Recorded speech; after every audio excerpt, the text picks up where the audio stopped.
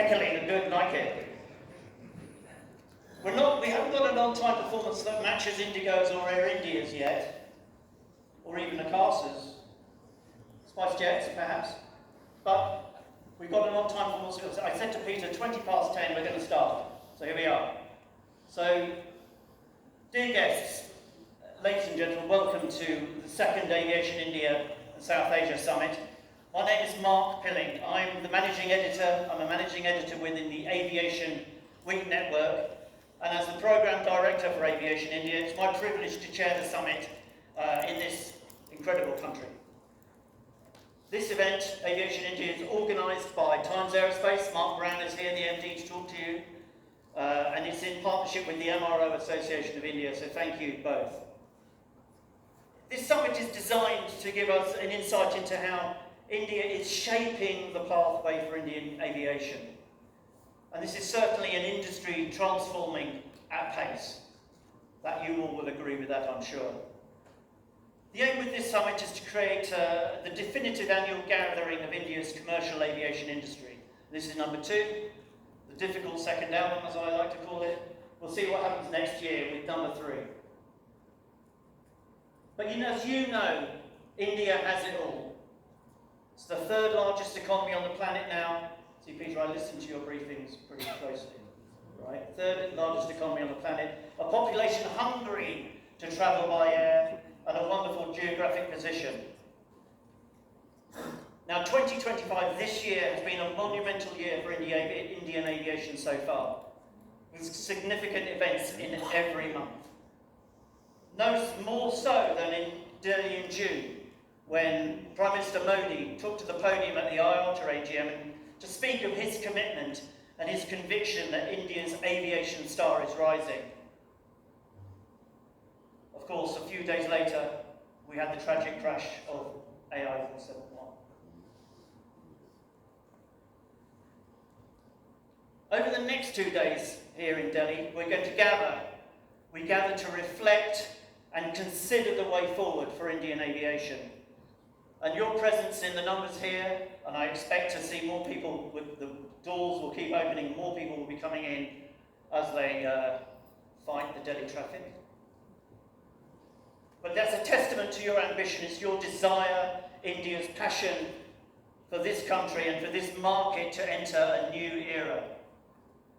And in that era, the modern aviation and aerospace hub that India deserves will emerge. And as the leaders here will explain, it is on its way. It's already being built. Yes, there are challenges, of course, big ones. But the plain truth, in my opinion, who am I? But anyway, is that India will get there. Imagine what we'll be speaking of if we come to one of these in 5 years, 10 years, 20 years. India's going places, right? And that's what we're going to talk about. It's a rich market. It's all about mining that market, mobilising talent, investing wisely and backing the best leaders. I think the aviation ecosystem, as I've definitely learnt over the last 2 years and the last year working on this event, has leadership in abundance, as we'll hear over the next 2 days. So, we've got the CEOs of all of India's major carriers here, speaking on stage, and many of its leading aviation businesses and its industrial concerns. They're here. We thank them for their support, we thank them for their presence. Big thank you too to our 30 sponsors, our exhibitors, 50 or so speakers, and believe it or not, even though the room isn't full yet, it will get fuller. There are 800 delegates registered for this Aviation India event. So let's get on with hearing from the people that matter. Without any more ado, let's welcome Peter Elbers, the CEO of Indigo, to the stage. India's adopted Dutchman. Peter, come up on stage. Please give Peter a hand. I know he can jump up here because he's probably one of the fittest CEO. Only Rob Fife of Air New Zealand probably looks fitter than you. Am I right? Thank you, Mark. You remember him? Yes. Doing the hacker at the AGM. Yeah, but I won't. You're not going to do a hacker? No, I'm not. Okay, thank you. Peter. Thank you. Thank you, Mark. Next time we'll link the video, please. Thank you. This is India's moment. A bold, new India. A powerhouse that is the world's fastest growing nation. A country on its course to become the world's third largest economic force by 2027. An India where ancient heritage and diversity meets cutting-edge technology. Where every Indian dares to dream and dream big. As the nation takes off, it is Indigo that gives wings to the nation.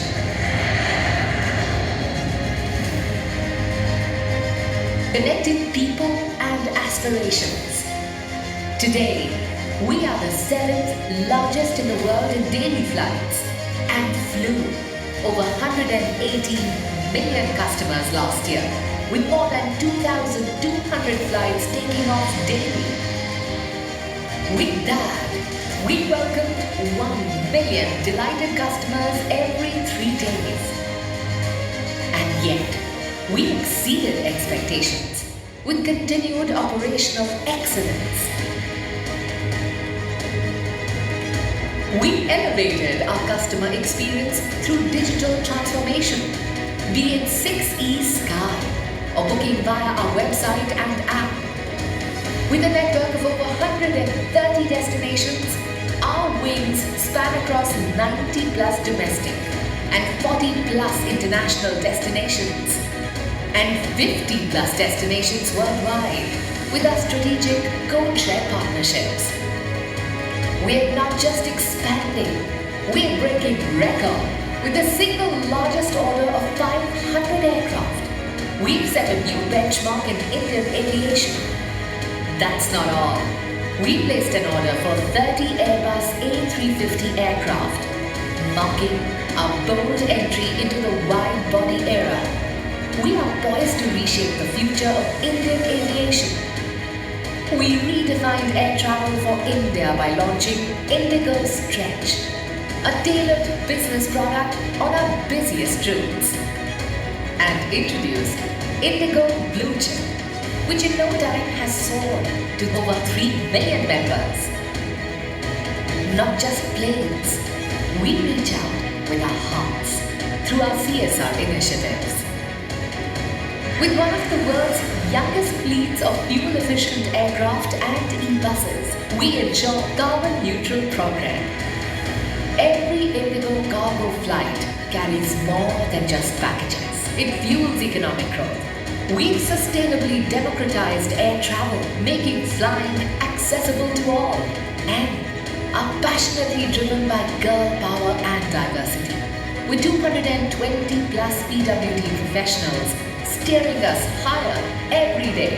From taking pride in being Indian to taking pride in being made in Indigo, we are uplifted by the collective spirit of our 6E stars and the power of we. Passionately consistent, service from the heart, and delivering an always safe experience unfailingly. This is what Indigo delivers without fail. And yet, we are a profitable airline with a network as ambitious and diverse as the country we serve. Indigo doesn't just move people, it carries an ambitious nation forward. It is a promise etched in every flight towards new heights across new frontiers. This is India by Indigo.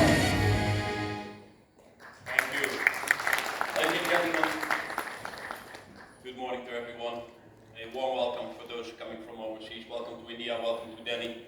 It's perhaps not the best time of the year to visit Delhi, but still a warm welcome to all of you in Delhi. Mark, thank you for organizing this. Congratulations for getting this audience together. It's really, really nice. Perhaps just before we go to the fireside chat, just a few words on where Indigo is standing and what's the direction we're taking. I think for those coming from overseas, everyone living here in the nation itself is very familiar with it. But India is the right place to be at this point in time for aviation, and I think the video just shows it. The growth is unprecedented, and Mark, you were almost correct. We're almost the third largest economy in the world. That's by 27 only. Today it is number 4 and will be number 3 by 27 only. So if you see to the growth of the country, and I like the line in the video here, Indigo doesn't just carry people, it carries the ambitions of a nation forward. And the growth of India and the growth of Indigo is deeply connected and interconnected.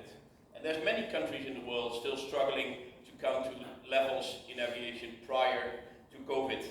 I'm very glad to say that Indigo has moved from 77 million customers on an annual basis prior to COVID to 118 million we welcomed last year. So that's just a 50% increase compared to that situation back then.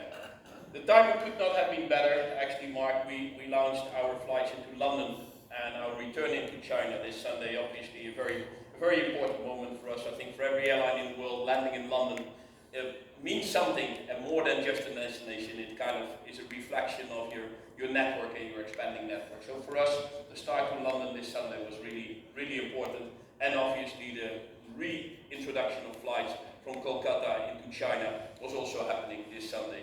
And Sunday was a wonderful day because we started the winter season, the IATA winter season, with a total of 610 routes. That is 60 more routes as compared to last year. So that number in itself is just an enormous increase. So 18 more destinations compared to last year, 12 international, 6 domestic, but a total of 60 more routes. And just as a reflection, today we operate 600 routes, 470 domestic, and the remaining ones international. So I think that is just a reflection and perhaps an introduction, Mark, to what all we're going to talk about here. Once again, a warm welcome to India, those from overseas, and the ones from India. Nice to see you again. Thank you, Peter. Come and sit down. Come and sit down. You don't clap him too many times because his head will get big. It's good. Thank you, Peter. And I think one of the things that in years 18 and a half or whatever it is, you're already the 7th largest carrier by ASKs. I'll get which one? No, we are. I mean, the numbers are as follows. Indigo was founded 19 years ago, so the next year is going to be very exciting. We'll be coming. We're no longer a teenager next year. We'll be turning 20 years young in the summer of next year. And in those 19 years, we've become the 7th largest airline in the world in terms of daily departures. I think in terms of passenger numbers, it's pretty similar, but 7th largest airline in the world in terms of daily departures. In the video, you saw 2,200. Right now, it's 2,300 actually. The winter season, we started with 2,300 daily flights every day, which is a phenomenal number. Whenever I'm in our operations control center and 11 o'clock in the morning and I look at the screen, some 800 flights have left already. Yeah. So that's just a reflection of the enormous size. I think by now, what was it? 10:32, we should have had like 700 flights who already left and operated for the day. I'm just thinking of all the rupees that should come all the time. Yeah, but they are rupees, not dollars. Yes, then we get on to this, because the great thing is, I was with you in Manchester when we launched Manchester in July? 1st of July. 1st of July, thank you. Because now you've got Manchester, you've got Amsterdam, yeah. You've got Copenhagen, what's the other international? London. London. I live there. London. I do live there. The great international drive is underway. The thing, not that you came to do, because you came to run Indigo, but this was the big target. So how happy are you that it started in this big way? No, I'm very excited about that. And when I joined Indigo, we had like 23 international destinations, and we started this IATA winter season with 43. So it's about double in the last 3 years. But that number in itself, I think, is just a reflection of the enormous opportunity which is out there. And for a long time, for probably a whole host of reasons, a lot of the Indian international traffic was channeled through hubs outside the geographical scope of India itself. So the opportunity to have direct flights is just enormous. So the strategy for us really was first to beef up the number of routes in the region itself. I think Singapore is a great example. 3 years back, we were flying to Singapore from 3 Indian cities, today from 9. Abu Dhabi, we used to have 35 flights a week, today we're at like 115. So those are kind of numbers reflecting the enormous growth we did in the region. But that's not it. And geographically, the further you move away from India, the lower the market share gets from Indian operators. And if you take Europe, there's like 70% of the seats provided by European operators, 30% by Indian operators. So I think the opportunity for Indian operators like Indigo to get a part of that pie is enormous. And the response, for example, from Manchester has been overwhelming. Amsterdam is a bit more crowded market, but even there the response has been very positive. Not only for India, but even in connection. So we're very excited with this international expansion. Well, I mean, Manchester was great, Copenhagen was equally great, and clearly London this Sunday was very exciting for Indigo to land for the first time ever in London. And just tell us about how, you mentioned a bit about the bookings and that, but just, to give us a bit more colour on booking levels. Are you able to get a reasonable yield at the moment? I'm sorry, getting a bit techie here, but is it, and also your forward bookings on the newer routes? Well, you saw Campbell walking out of the room, so I can now tell about yields and loads and everything. But in general, I think the response has been very, very positive. And where we see that a lot of Indian travelers now starting to shift their minds that they can fly non-stop from Indian cities to many of these places where prior there was no non-stop connection. Manchester, you always had to transfer somewhere. Now we have Mumbai, Manchester, and Delhi, Manchester coming up as well. So that's a very positive response. Amsterdam, for example, we find a lot of travelers using India as a transit point to other places. And that's very helpful, and I would say very much in line also with the philosophy of the Indian government to turn India into a global aviation hub. And if you're soon the third largest economy in the world, if you're obviously the largest growing aviation market in the world, if your geographical position is such that 65% of the world population lives within a 5 to 6 hour range of India itself, there's no reason why we cannot develop proper hubs in India. And I think slowly we start to see that. And then the geographical opportunities for Delhi, Mumbai, Bangalore, Hyderabad, I think provide that opportunity to further build on that. And building up those international route things, it's not something you do from a standing start. You've been very deliberate with the way that you've tackled your international partnerships or partnerships with other carriers, whether that's to get access to slots and access to certain airports or to get access to traffic flows. Just talk a bit about the importance of that, and presumably you're not a difficult sell when you've come and say, we're Indigo, we want to partner with you, or... Well, the network Indigo is having in India is unparalleled. The fact that in India we fly 470 routes, 94 destinations in India itself. The fact that 90% of the Indian population lives within 100 kilometers of an Indigo-served airport. So I would say we're pan-Indian operator. And again, look at that statistic: 1.45 billion people, largest population on planet Earth. 90% of that population lives within 100 kilometers of an Indigo-served airport. That opportunity is a great asset for foreign operators to connect to that network. So I think historically Indigo was providing that connections to foreign operators coming into India. Increasingly, we ask for a return of that favor in connecting to other parts.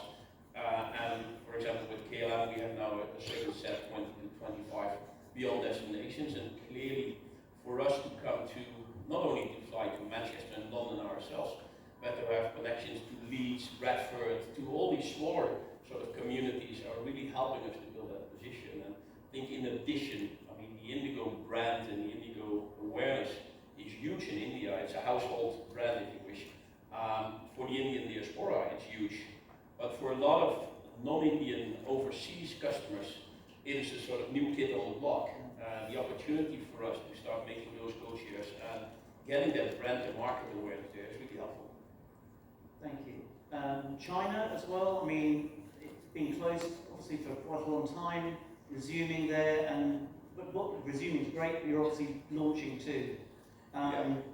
What's the great potential, of course? Well, I think the potential is something which is perhaps difficult to put in precise numbers. If you take the two populations together and the two economic sizes together, it's just massive, right? And with the barring Hong Kong for the last 5 years, there were no flights between India and So if you take that fact and that statistic, and even though the trade balances today are still rather modest, but the opportunity going out there is massive. So we're very confident on, and actually very grateful for the two governments to sort of allow flights between the countries. So we started this Sunday with the very first flight. We introduced a flight from Kolkata into Guangzhou. That started this Sunday. And on November 10, we will launch flights. So that's in, 2 weeks from now. We'll start flights from Delhi into Guangzhou. And clearly for us, the ambition is to start connecting that. And again here, the geographical position where Indigo has a significant set of Airbus XLRs on order, which pretty much allow to cover from a lot of different Indian cities to cover a lot of fairly sized Chinese cities. And if you take India with 60 to 65 cities with a population of more than 1 million, the opportunity to connect it to similar cities in China without going through all kinds of hubs is just massive. I mean, one of the things that occurs to me as I look at the international expansion is what is the right pace for India to move to sort of a more liberalised open skies type of environment. I'm sure we'll talk about it later on William's panel, but I wonder what your view is, and how you talk to the government and your other peers around trying, I say to influence that, but just what is your view?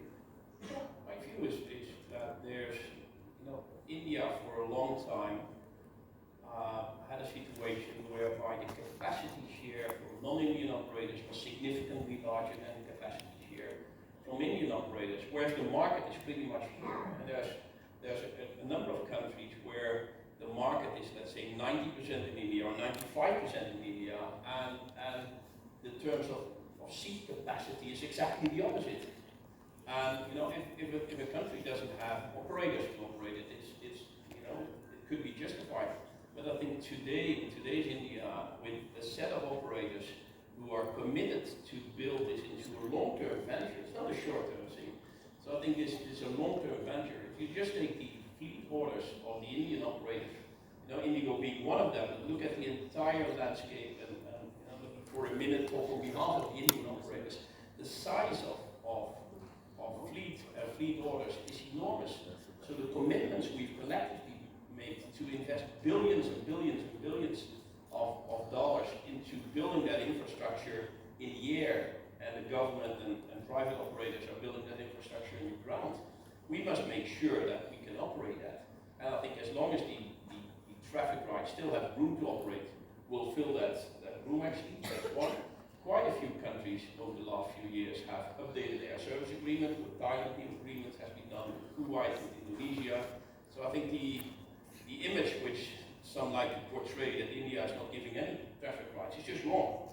India is giving selective traffic rights wherever it makes sense to allocate those traffic rights. So I would say the opportunity is out there. The traffic rights are being given, but in a way where it's taking into consideration whether they're consumed on both sides and what is sort of the overall equation of doing that. And in that landscape, new deals, and again I mentioned Indonesia, Kuwait, Thailand, so they're all moved in that direction.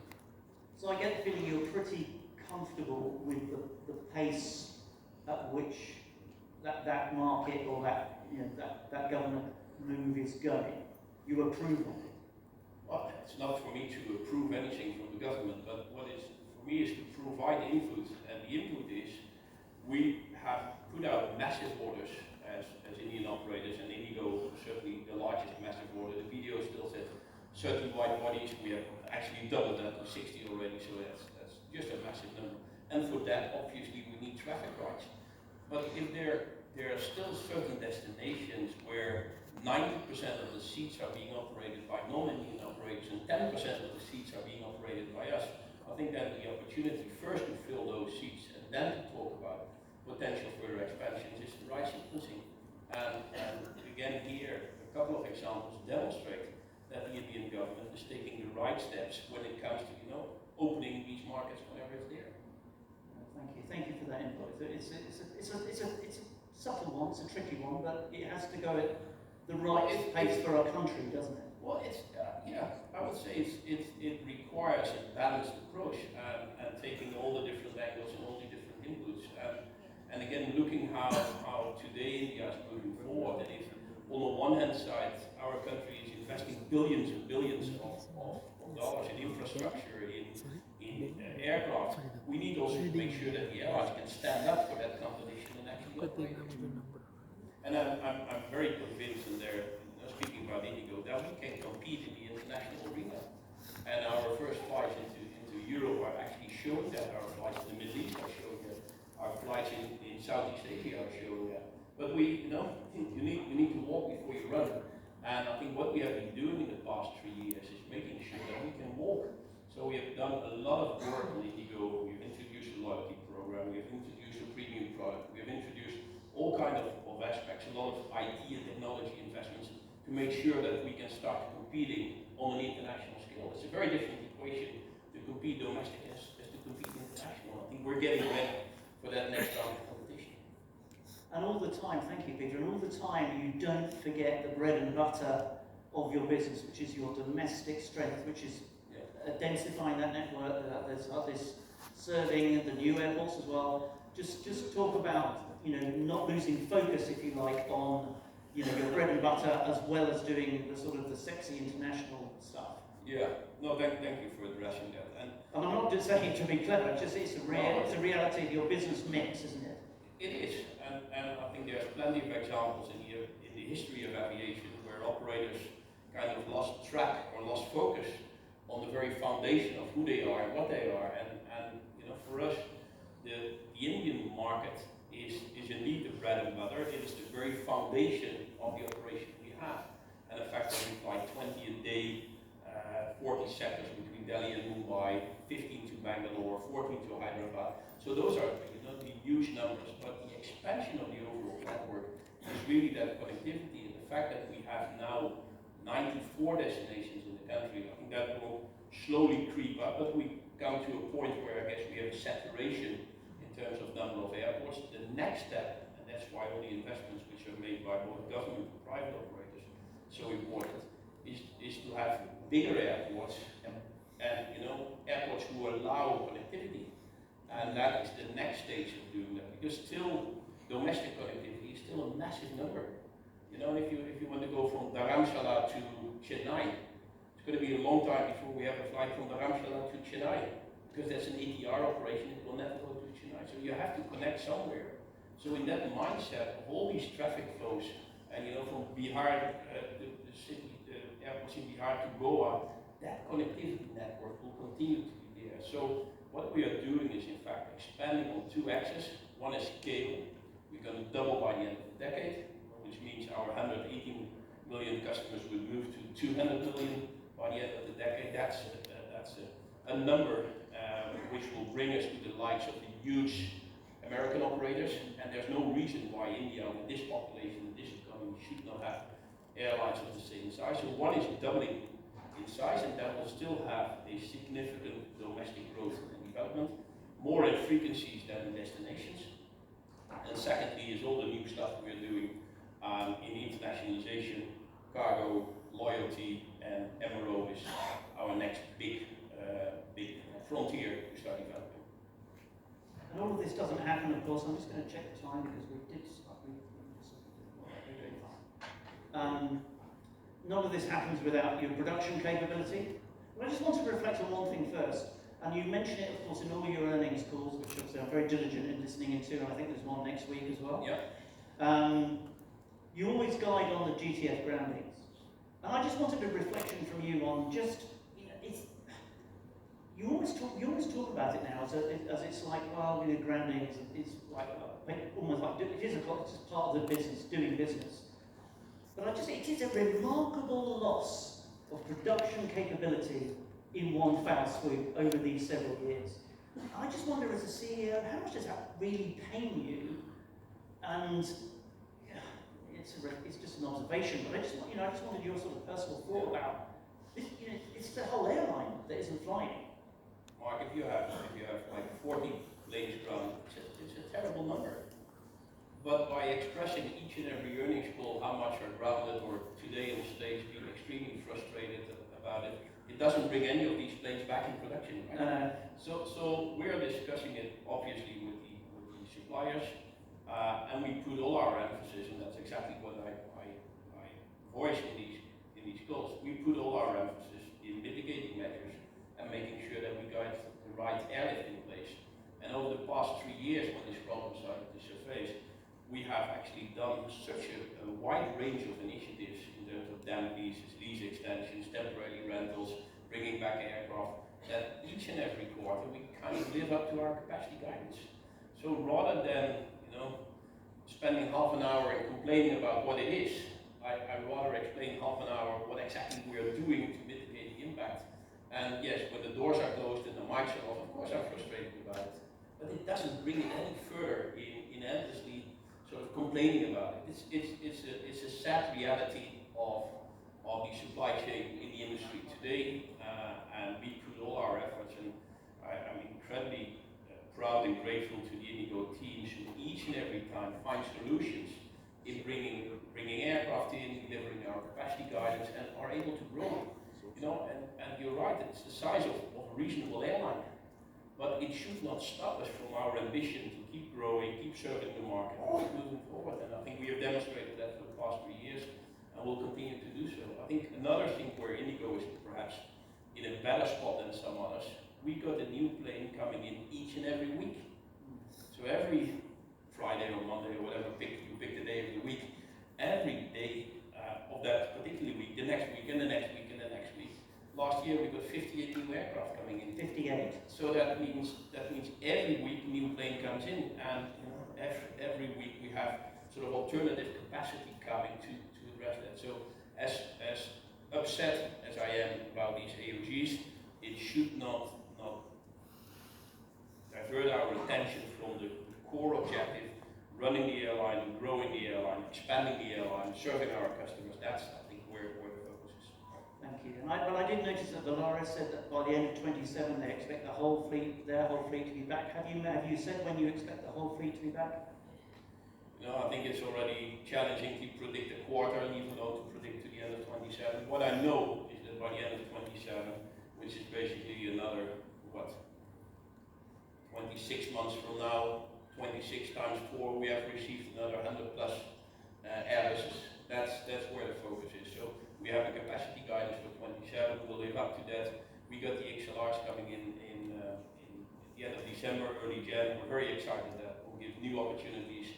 We'll coming back to the network expansion because I'm flying to Athens from both Delhi and Mumbai. That's the next milestone we're going to do. So the focus really is keep growing. We'll deal with it. And these conversations are not the most pleasant ones, but the focus is moving forward. Yeah, no, it's real. It's a real thing to deal with, of course. You mentioned the XLRs. First one in December. Then what's your stream after that? That's part of the discussion we're having with Airbus, and for me, the sooner the better they come in. And again, the opportunities for the XLR are, in fact, I would say threefold. It will provide us the range for totally new destinations. I think Athens is a great example. Our today's aircraft don't bring it all the way to Athens. Now we can start flying to Athens. So that's a great opportunity. That's one. Two, it will also allow us to move to destinations which are currently served out of certain parts of India. Nairobi, I think, is a good example. We fly today from Mumbai to Nairobi. Delhi is too far. This will allow us to fly to Delhi to Nairobi. Same goes for Bangalore. So there's Bangalore to Bali that will allow us Delhi Bali. So that's another opportunity. And then clearly China, I would say, is the third one where huge opportunities are arising with the XLR. So that will open up a whole new range of opportunities for Indigo. How many do you hope to get next year? How many do you want? I know you want as many as you can, but like 10. Exactly. Again, we have not published any specific number, and I have no intention to do so today. Fine, well, that's fine. I have to ask, but no, you have to ask. That's fine. I'm not sure if Airbus is in the room, but the more we can get, the better it is. So, They know that. Yeah. And the same goes for the 350s, of course. I mean, obviously you're using interim 787s, and you've got 3, I think, today. The other 3 coming over the next 6-7 months or something. You know, when we enjoyed, when we discussed with the board in 22, to, you know, what's the strategic direction of Indigo, the philosophy was we should build it into a global airline, and an airline which is representing the size and the opportunity of the country itself. And there's more than one, obviously. And wide bodies clearly are an integral part of that vision. So we took the bold move to order 30, but that was in 2070 delivery stream only. Actually, over the last couple of months, we have signed first an MOU, and 10 days back we have confirmed that MOU into a firm order. So we have 60 wide bodies on order now, which again, for a country of this size, for us to order 60 wide bodies is still, I would say, a very first step of something which can grow into much bigger. You know, my previous company, we had of a country which is 80 times smaller in terms of population as compared to India. We have 65 wide bodies. So the opportunity for us to build that is just enormous. But they are only 27, 28 time frame, and we didn't clearly want to wait for that. India is in a hurry, and so is Indigo. So we indeed picked a batch of temporary Dentlys 787s. 3 of them are in operation. They fly now to exactly the destinations we alluded to earlier: Amsterdam, Manchester, Copenhagen, and now London. And we'll have 6 before this financial year is over. And then the 350s will be coming in 27. Yeah. You know, they can't bring them forward a little bit, Peter? No, that's the same story as the XLR. The sooner the better, and we'll be very, very keen to start bringing them in and start serving them. And we're not ruling out any other sort of intermediate solutions to come to that. I think the opportunity for us, Airbus is coming in. The opportunity for us to start building that is just enormous. Thank you. He was just asking me how many XLRs do we want next year. I said, wait for Airbus in the room, and then we get the answer. He hasn't told us. He hasn't told us the number actually. Just we'll tell you later. Nice to meet you. We haven't met yet, so he's already thinking, oh my God, who's this guy on stage? We will have a couple of questions in a second. I'll just get up so I can see. So if we do have the mics in the room, Peters would like to take a couple of questions. Very happy about that. We'll get them in a second. We'll come to you, sir. When we go to the questions, please make it a question and not a statement, because I'll probably stop you. But Peter, just while we get the questions brewing, you know, we talked about Indigo's unique business model. You've become a 10 billion revenue company. I mean, this is significant. You've got a pretty cool rating from one of the Fitch or somebody. You know, these are sort of big boy airline steps. But I think the question is, we're a big boy country, right? So we should have an airline which is a reflection of that. I think last year we, for the first time, crossed the $10 billion revenue mark, which was an important step for Indigo. Indeed, the financial rating was a very important step for us, given all the financial sort of deals we have to make for getting the fleet in. So it's just a reconfirmation of how solid the company is. It is a very, very diligent process you go through. So for us, these were very important milestones to reach. I recognise that.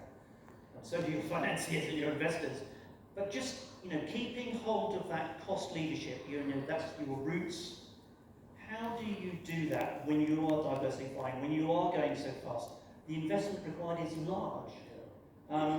You know, what's your thought on how you keep a tight grip? Well, just to underline the importance of cost leadership, and I think whoever sort of starts losing that focus, especially in the market as competitive as the Indian landscape, and with price sensitive, call it value consciousness of the Indian consumer and the Indian market. So you need to keep a permanent focus on that, and I think Indigo has been doing that. The next step really is to beef up our innovation efforts, where technology clearly is helping us. So, like others in the world, I think we are blessed with an incredible amount of people here which are talented, willing to move, willing to work in terms of technology and AI and all the things we're having. So one is, how can technology help us in doing that? I think another important part, I mentioned that already, is whatever we're going to do in the field of MRO. You know, we have a lot of lease returns, we have a lot of maintenance, we keep our planes longer. I think India is blessed with thousands of fresh engineers every year, and the opportunity we're having. So we're going to build a huge facility in Bangalore. We've acquired the piece, and I think Bangalore is becoming a little bit the sort of eco-center when it comes to ecosystem, when it comes to aviation. We have today a little hangar here in Delhi, we have a little one in Bangalore, we're going to build a massive one there. So that is a way to keep control of our costs, especially looking what's happening on the global stage with labor shortages, all kinds of other problems. So re-insourcing some of that work, which I think historically made a lot of sense to have it done outside the airline and perhaps outside the country, to re-insource that back into the country, I think it's a great opportunity. So, and then the last part I would say is processes and technology. We started a lot of digital tools and digital help and AI agents type of support, where increasingly, our customer interactions can be supported by that. Today we're having 1 million customers every 3 days. We're going to double, which means we go from 3.5 lakh customers a day in the range to 6 to 7 lakh customers each and every day. That needs a lot of IT support, and there's perhaps no better country in the world to be than India to get that organized. So we're investing a lot in that at this point in time, and that should help us to keep that incredibly important cost leadership. Thank you, Peter. Have we got a microphone down here? Have you got a microphone, sir? Let's get the microphone down here, Rhonda, please. The gentleman there with the nice moustache. You go. A lot of people in India have nice moustaches. So, gentleman there, tell us who you are, and please make it a question brief. Three small points, Peter. Let me introduce myself, Jayant Baranwal from SPIC Applications. What kind of maximum or minimum age of aircraft you plan to retain in your fleet? And you commented. Can we just have that one question first? All right. One smaller question. You said something sadly about supply chain. If you can elaborate on that. Let me come back to the planes. Indigo had a model where planes were taking on relatively short-term leases and then to be returned. That's not unique to Indigo. Other airlines in the world have pretty much the same. And that model works extremely well until you reach a certain size, and until the rest of the world is becoming shortage in terms of manpower and facilities, and basically having just a couple of opportunities to do that maintenance done. So today we are a 430 airline operator. So that's 430 aircraft airline, which is a massive number in itself. So that average duration of having planes in the fleet is actually moving up gradually. So it used to be 6 years, it's now going more to 8, and perhaps even longer going forward. A lot of the engine work can be done here in India itself. So I'm not putting a precise number on where it's going. With all our new fleet coming in, Indigo will remain for the time to come the airline with the youngest average fleet in the world, but undoubtedly and undeniably the average age will go up, and that again can and should and will be supported by a very strong local MRO facility which we're building. When it comes to the sort of supplier chain, it's mostly around the engine side, where basically parts of the engines, and I'm not going into the precise details, but parts of the engines basically are waited to be delivered in order to make sure that the engines can. So in terms of age, we can say that's average 6 years. All right. Thank you for the question. That was when it started. Have we got a journalist? Is there one of my journalist colleagues in the room? Are you a journalist, madam? Yes. Do you want to take the microphone? You know her, Peter? Yes, I do. Right. I'm Jagrati from the Hindu. Peter, 2 questions for you. You mentioned XLRs, you mentioned A350s, and then you mentioned an interim solution. I also want to know whether you're interested in smaller regional jets. That's question number 1. Question number 2, you've spoken about MRO, of course, we know about those plans. Are you also looking at setting up pilot training infrastructure, which we've seen Air India make some announcements on? Thanks. Thank you. When it comes to the new fleet coming in, we have the. Could you kind of come back to your first question? Say again. First question. Regional jets. Regional, yes. Yeah. You know, we have today, we have 45 ATR aircraft in operation, 45-ish to be one more or less. With that, we're able to serve all the sort of smaller airports we wish to operate. We keep a keen eye on fleet development, and you know me by now, I will not make any speculations on further or future fleet developments going forward. We have 45 in operation. That helps us a lot in serving all these smaller cities going forward. And we do have a session on MRO tomorrow, and Periche is speaking on that one, thank you. So we'll get that one, and also pilot training. We have a session on pilot training tomorrow as well, and Captain Mitra is on that one. So we do have lots of Indigo. Appreciate that, Peter. What time for? I think one more. Neelam. Sorry, Neelam first, and then Yes. Thank you, Mark. Neelam Matthews, independent writer. Peter, has the Cape Town Convention been finally ratified? And because there is no clear talk about that. Thank you. To my knowledge, it has, but the fact that you asked the question, perhaps I should double check that. But to my knowledge, it has.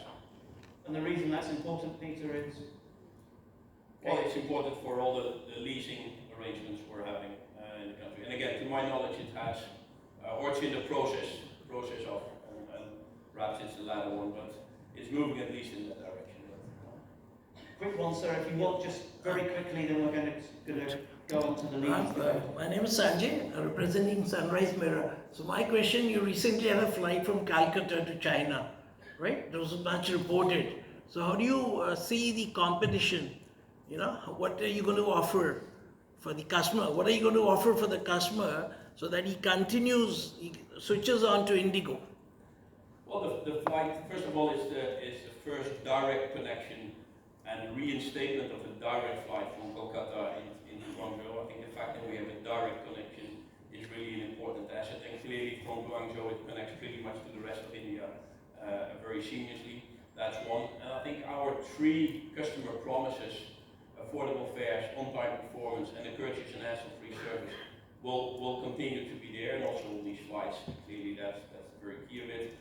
In general, clearly, we are kind of diversifying our product, where the further we fly, we're adjusting it, and our flights to London, for example, have hot meals.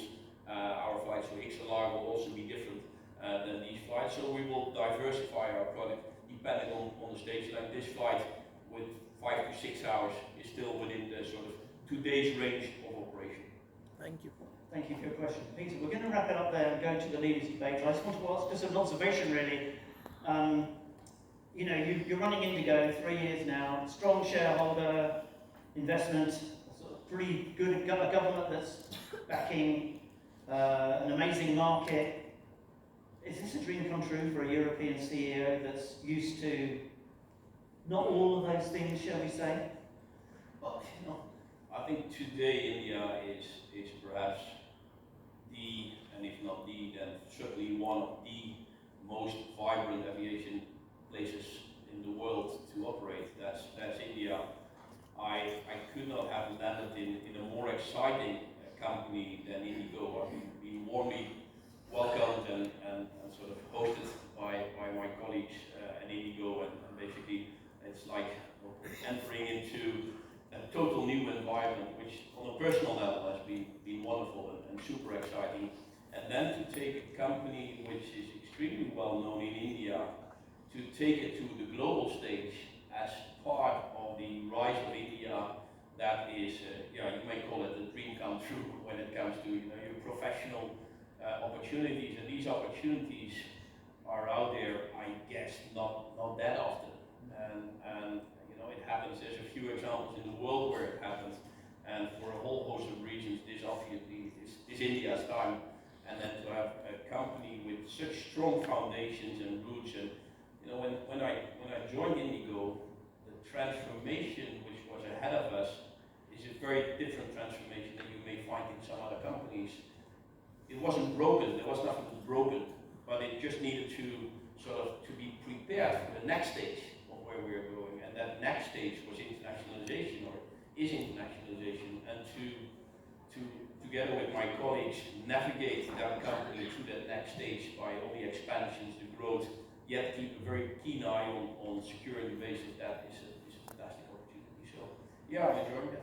I know you are, we can tell. And India's welcomed you with open arms, quite clearly. Peter, please give it up to Peter. And thank you, Peter. Thank you. You're going to stay for we're going to transition very quickly to our leaders' debate.